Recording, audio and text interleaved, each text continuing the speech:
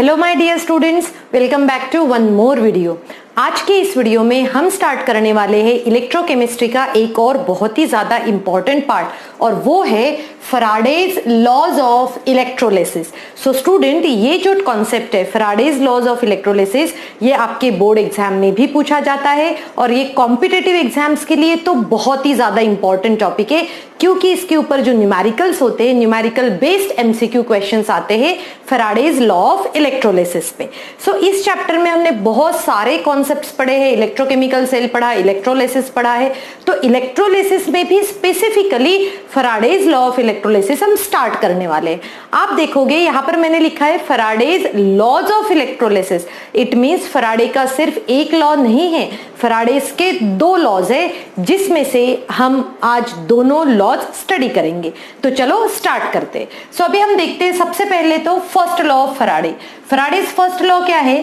Faraday's first law of electrolysis क्या कहता है, पहले अभी हम इसका स्टेटमेंट समझ लेते हैं, क्योंकि बोर्ड एग्जाम में बहुत बार इसका स्टेटमेंट भी लिखने के लिए आता है, और फिर हम इसका थोड़ा सा मैथमेटिकल एक्सप्रेशन देखेंगे और कुछ क्वेश्चंस भी सॉल्व करेंगे। सो यहाँ पर देखो Faraday's first law of electrolysis क्या होता है, ये क्या कहता है, देखो, mass of the substance deposited और liberated at any electrode is directly proportional to the quantity of the charged pass। अब मैंने रीड कर लिया, अब मैं आपको समझाती हूँ कि ये एक्चुअल में क्या कहना चाहता है। देखो, mass of the substance deposited और लिबरेटेड। सो स्टूडेंट, हमें पता है कि जब भी हम किसी इलेक्ट्रोलाइटिक सेल के बारे में जब हम बात करते हैं, इलेक्ट्रोलिसिस के बारे में बात करते हैं, तब हमें पता रहता है कि एक ऐसा कंटेनर होता है, और कंटेनर में ये क्या होता है, एक कैथोड होता है और एक एनोड होता है। तो अगर मैं इसको एनोड कहती हूँ और इसको मैं क्या कहूंगी, कैथोड कहूंगी। ये एक ही कंटेनर में होता है और फिर इनको जो है हम बैटरी से जो है कनेक्ट करते हैं और हम इलेक्ट्रोलिसिस की प्रोसेस जो है वो हम करते हैं। और इस सिचुएशन में एनोड जो होता है वो पॉजिटिवली चार्ज होता है, कैथोड जो होता है वो निगेटिवली चार्ज होता है। सो हमने देखा हुआ है, अगर हम सिंपल एग्जांपल ले इलेक्ट्रोलिसिस ऑफ वाटर, तो उसमें भी हम इलेक्ट्रोलिसिस ही प्रोसेस यूज कर रहे हैं। तो यहाँ पर क्या होता है कि इलेक्ट्रोलिसिस प्रोसेस में हमेशा या तो कुछ मास डिपॉजिट होता है किसी एक इलेक्ट्रोड के ऊपर, या तो मास डिपॉजिट होगा, या तो फिर लिबरेटेड, और किसी एक इलेक्ट्रोड के से या तो मास क्या होता है, वो अपना इलेक्ट्रोड अपना मास लूज करता है। ठीक है, तो ये तो बहुत ही कॉमन प्रोसेस है इलेक्ट्रोलिसिस। तो उसको कैसे कोरिलेट किया, let's see. Faraday's first law of electrolysis में हम ये देखेंगे, mass of the substance deposited और लिबरेटेड एट एनी इलेक्ट्रोड, चाहे ये वाला इलेक्ट्रोड हो या फिर ये वाला इलेक्ट्रोड हो, इन दोनों इलेक्ट्रोड पे जितना मास डिपॉजिट हुआ है, डिपॉजिट हो सकता है इस तरीके से डिपॉजिट हो उसके ऊपर, या फिर इसमें से ये इतना लिबरेट हो, कम हो जाए, of any electrode is directly proportional to the quantity of charge pass. तो ये किससे प्रोपोर्शनल रहेगा, उससे प्रोपोर्शनल रहेगा जितना कि आपने इसमें चार्ज को पास किया है, और जितना आपने करंट पास किया है, जितना आपने चार्ज पास किया है, charge I will say that, charge pass किया है, उतना ही वो क्या करेगा, उतना डिपॉजिट या फिर लिबरेट करेगा। तो चलो अभी हम इसका मैथमेटिकल एक्सप्रेशन देख लेते हैं। कंसिडर करो W, अभी हम यहां पर लिख लेते हैं। तो कंसिडर करो W is the mass deposited और अमाउंट ऑफ सब्सटेंस, मैं यहां पर लिखूंगी W क्या है, ये है अमाउंट ऑफ सब्सटेंस डिपॉजिटेड और लिबरेटेड। डिपॉजिटेड और लिबरेटेड, इतनी क्वांटिटी की या तो डिपॉजिट हो सकता है, लिबरेट हो सकता है। तो हम कैसे लिखेंगे, W is directly proportional to Q। Q stands for charge, और हमने ये रिलेशन कहीं पर पढ़ा हुआ है, इट मींस क्लास 10th में पढ़ा है, charge is equal to I into T. I hope आप सभी को ये रिलेशन अच्छे से याद आ रहा है। ये I क्या होता है, I होता है करंट, और T किसके लिए लिया हमने, टाइम इन सेकेंड्स के लिए लेते हैं। तो आप कितने टाइम ड्यूरेशन में कितना करंट जाता है, उसी को हम कहते हैं चार्ज। तो हमने क्या कहा कि the amount of substance deposited और liberated is directly proportional to its charge. So W is equal to क्या आ जाएगा, Z इंटू, अब देखो, अब मैंने यहाँ पर सबसे पहले तो मैं Q की वैल्यू लिख लेती हूँ। यहाँ पर Q की वैल्यू हमने क्या लिखा, I इंटू टी लिखा। फिर आप प्रोपोर्शनलिटी कांस्टेंट ले लो, प्रोपोर्शनलिटी कांस्टेंट आ गया Z into I into T, जहां पर हमें पता है W क्या है, amount of substance deposited, I क्या है, करंट है, T क्या है, टाइम है, और अभी हम लिखेंगे Z क्या होता है। Z को कहा जाता है इलेक्ट्रो केमिकल कांस्टेंट। क्या कहते हैं हम इसको? Electrochemical constant. Z होता है इलेक्ट्रोकेमिकल कांस्टेंट। और हमें एक चीज और याद रखनी है कि इस Z की वैल्यू जो है वो डिफरेंट होती है डिफरेंट इलेक्ट्रोड्स के लिए। ये किसी भी इसके लिए एक नहीं होगी। अगर आपने कॉपर का इलेक्ट्रोड यूज किया, अगर आपने जिंक का इलेक्ट्रोड यूज किया, तो ये डिफरेंट इलेक्ट्रोड्स के लिए डिफरेंट इलेक्ट्रोकेमिकल कांस्टेंट की वैल्यू होती। अब चलो बात करते हैं इलेक्ट्रोकेमिकल कांस्टेंट के बारे में। तो हमने क्या कहा कि Z क्या है? इलेक्ट्रोकेमिकल कांस्टेंट है। सो अब जब मान के चलिए ये क्या है? अमाउंट ऑफ सब्सटेंस डिपॉजिटेड और लिबरेटेड। तो मैंने यहाँ W लिया और इसमें से Z into I into T। अब आप मान के चलो आपने 1 एम्पियर इसमें से करंट पास किया फॉर 1 सेकेंड। आपने 1 एम्पियर करंट पास किया फॉर 1 सेकेंड, तो कितना अमाउंट होगा? तो value of W it becomes Z। It means electrochemical जो कांस्टेंट है Z की वैल्यू हम लिख सकते हैं। कैसे लिखेंगे हम Z की वैल्यू? हम ये कह सकते हैं कि Z कब मिला हमें? Z it means the amount of substance deposited और लिबरेटेड। देखो सब कुछ लिखा हुआ है, बस आपको ध्यान से सुनना है और कोरिलेट करना है। अमाउंट ऑफ Z की वैल्यू में कैसे कैलकुलेट कर सकती हूँ? Z means what? Z is the amount of substance deposited when और liberated when 1 ampere current is passed for 1 second. Right? जब आप 1 एम्पियर करंट पास करते हो for 1 second through the electrolyte. ये जो इलेक्ट्रोलाइट है ना, इसमें जब इस इलेक्ट्रोलाइट में जब आप ये पास करोगे तो उसकी वैल्यू हो जाएगी Z। आई होप आप सभी को समझ में आ गया है। आप इसका या तो स्क्रीनशॉट लेके रखिए या फिर अपनी अपनी कॉपी में नोट्स बनाई डाल सकते हैं। तो आप सभी को पता है कि चार्ज कितना होता है इलेक्ट्रॉन के ऊपर। तो हम यहाँ पर लिखेंगे चार्ज ऑन 1 इलेक्ट्रॉन कितना होता है? 1.602 into 10 to the power -19 coulomb. Correct? So ये होता है आपका एक इलेक्ट्रॉन पे चार्ज। ठीक है, अब देखो यहाँ पर एक इलेक्ट्रॉन पे इतना चार्ज है। अगर मुझे निकालना है कि charge on 1 mole of electron, कितना निकालना है मुझे? Charge on 1 mole of electron. ये तो मुझे पता ही है कि तो हम ये निकालेंगे कि charge on 1 mole of electron. तो कैसे करेंगे? ये जो वैल्यू हमें दी गई है इस वैल्यू के साथ में हम मल्टीप्लाई करेंगे Avogadro's number. Avogadro 6.022 into 10 to the power 23। So जब आप इसको मल्टीप्लाई करते हो तब आपको अप्रॉक्स ये वैल्यू मिलती है कूलम्स। ठीक है, सो ये वैल्यू मिल रही है आपको जो कि हम कंसिडर करते हैं as a 96500। And student if you remember, हमने इसी चैप्टर में जब हमने नर्स्ट इक्वेशन पढ़ा था वहां पर हमने 1 फराडे की वैल्यू लिखी थी। सो 1 फराडे की वैल्यू हमने कितनी कही थी? 96500। हम हमेशा अप्रॉक्स यही वैल्यू यूज करते हैं। तो हमें यहां पर यह पता होना चाहिए कि charge on 1 mole of electron, हमेशा याद रखो charge on 1 mole of electron, इसको क्या कहा जाता है? 96500। हम इसको और एक कह सकते हैं 1 फराडे की ये वैल्यू होती है। अब मैं एक जनरल इक्वेशन लेती हूं ताकि हमें ये और समझ में आए कि फराडेज की या फिर how it is related to the Z। अब देखो मेरे पास में एक इक्वेशन है, सिंपल इक्वेशन में यहां पर ले रही हूं। Consider equation as n positive will gain n number of electron to convert it into m। ठीक है, ये गेन किया है इसने इलेक्ट्रॉन। अब देखो यहां पर कंसिडर करो A क्या है? ये A जो है ये है एटॉमिक मास ऑफ m। ये A क्या है? एटॉमिक मास ऑफ n है। अब मैं लेती हूं n। n क्या हुआ? n ये भी हो सकता है कि नंबर ऑफ मोल्स है और साथ में ही as well as number of electrons in oxidation और रिडक्शन प्रोसेस। ठीक है, अब देखो जब अगर मुझे लिखना है तो मैं क्या कहूंगी? अगर मुझे Z की वैल्यू निकालना है तो फिर ये देखना है कि कितनी क्वांटिटी डिपॉजिट हुई है। तो हम कैसे लिखेंगे? हम ये कहेंगे कि n इंटू 9650, क्योंकि 1 मोल की तो इतनी वैल्यू होती है, तो यहाँ पर जो भी जितनी वैल्यू रहेगी तो वो हम इसको किसके मल्टीप्लाई कर सकते हैं?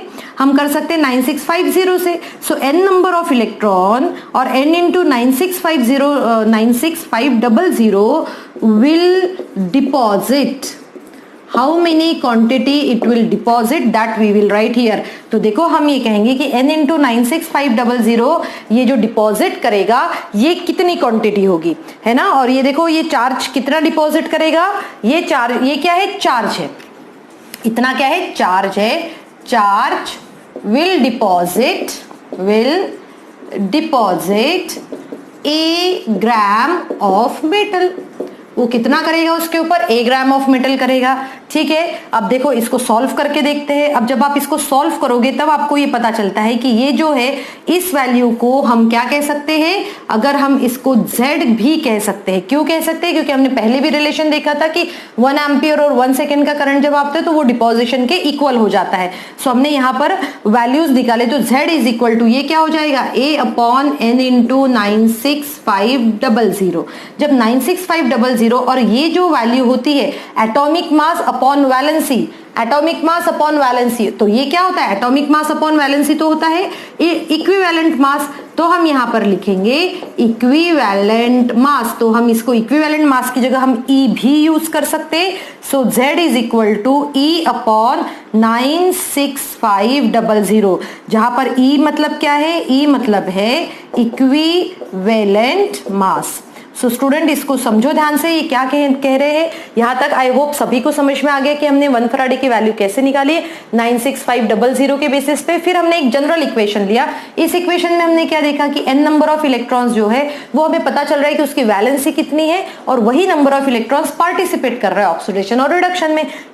क्या कहा आपने, atomic mass of that particular metal. तो जब आप इसको सॉल्व करोगे, हमने कहा कि n number of 96500 charge will deposit how much quantity, it will deposit atomic mass of that particular metal. और हमने ये लास्ट में एक और रिलेशन निकाल लिया है Z वैल्यू के लिए। सो स्टूडेंट ये है Faraday's first law of electrolysis, और ये हम आप यूज कर सकते हो अगर किसी भी मेटल का आपको इलेक्ट्रोवैलेंट कांस्टेंट निकालना है, किसी भी इलेक्ट्रोड का, किसी भी मेटल का, तो आप उसका क्या लोगे, इक्विवेलेंट मास लोगे और साथ में उसके डिवाइड करोगे 96500 से। और ये लॉ हमें न्यूमेरिकल्स में भी सॉल्व करना पड़ता है। चलो अभी हम देखते हैं हमारा सेकेंड लॉ।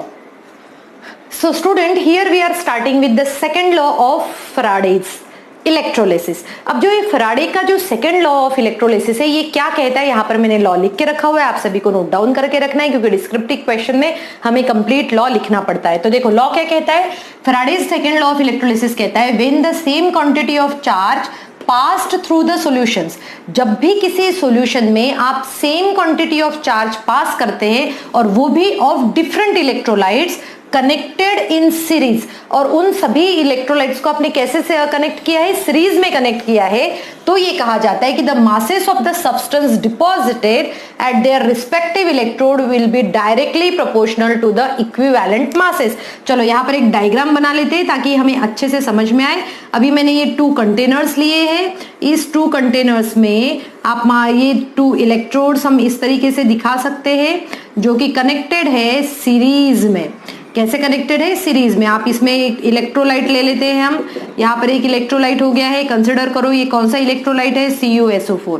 फिर हमने एक दूसरा ले लिया है, दूसरे इसमें मैं इलेक्ट्रोड लूंगी यहाँ पर AgNO3 लिया, ठीक है। अब देखो हमने इसको कनेक्ट किया है, किसमें कनेक्ट किया, हमने इसको सीरीज में कनेक्ट कर दिया है, हमने इसको सीरीज में कनेक्ट कर दिया है। और ये जो है हमने इसको यहाँ पर पॉजिटिव नेगेटिव टर्मिनल से इस तरीके से हमने इसको कनेक्ट कर लिया, ये पॉजिटिव नेगेटिव और ये नेगेटिव टर्मिनल हो गया। देखो अब क्या हुआ, यहाँ पर ये नेगेटिव है, ये पॉजिटिव है। अब देखो यहाँ पर हमने 2 इलेक्ट्रोलाइट लिए हैं ऑफ डिफरेंट हो गए, CuSO4 और AgNO3, और साथ में हमने क्या कहा, कनेक्टेड इन सीरीज में भी कनेक्ट कर दिए। अब उनका क्या कहना है, the masses of the substance deposited at respective electrodes, इस पर्टिकुलर इलेक्ट्रोड पे जो भी कोई मास डिपॉजिट होगा वो actually directly proportional to the equivalent masses, उनके इक्विवेलेंट मास से डायरेक्टली प्रोपोर्शनल होगा। जैसे देखो अब मैं कहती हूँ, जैसे मैं कहूंगी Cu, तो देखो इसको हम मैथमेटिकली किस तरीके से बता सकते हैं, हम ये कह सकते हैं mass of Cu deposited is equal to equivalent mass of Cu। यहां पर हम कहेंगे मास ऑफ Ag डिपॉजिटेड, जितना सिल्वर का मास डिपॉजिट हो रहा है is equal to equivalent mass of Ag। So ये है हमारा mathematical statement of electrolysis, second law of electrolysis का। अब देखो हम इसको प्रूफ करते हैं by taking relation with first law of electrolysis. So हम कैसे प्रूफ करेंगे, देखो जैसे कंसिडर करो अकॉर्डिंग टू फर्स्ट लॉ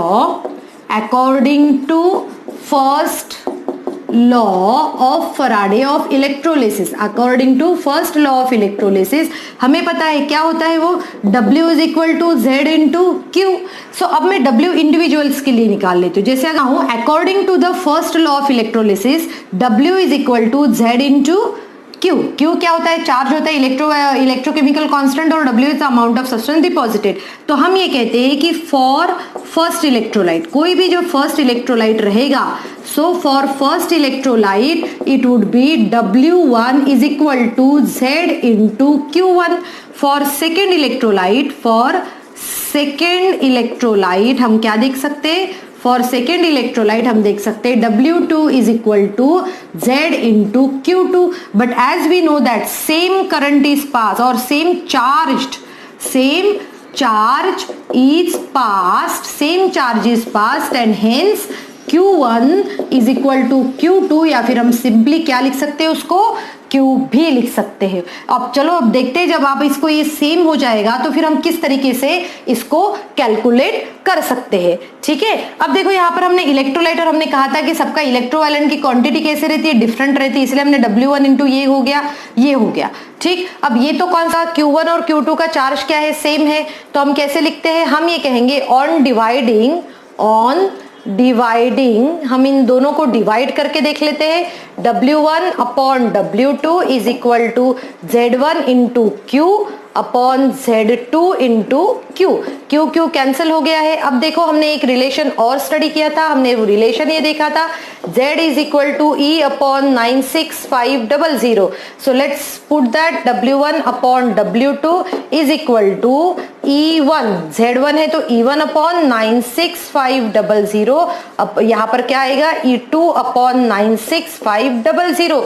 ये दोनों कैंसिल आउट हो जाएंगे और हमारा वैल्यू आएगा W1 upon W2 is equal to E1 upon E2। So student ये जो है वैल्यू ये आपको दिखाएगा कि जितने कोई भी इलेक्ट्रोड क्यों ना हो, mass deposited of that electrode is directly proportional to equivalent mass of that particular electrode. So student ये है Faraday's second law of electrolysis.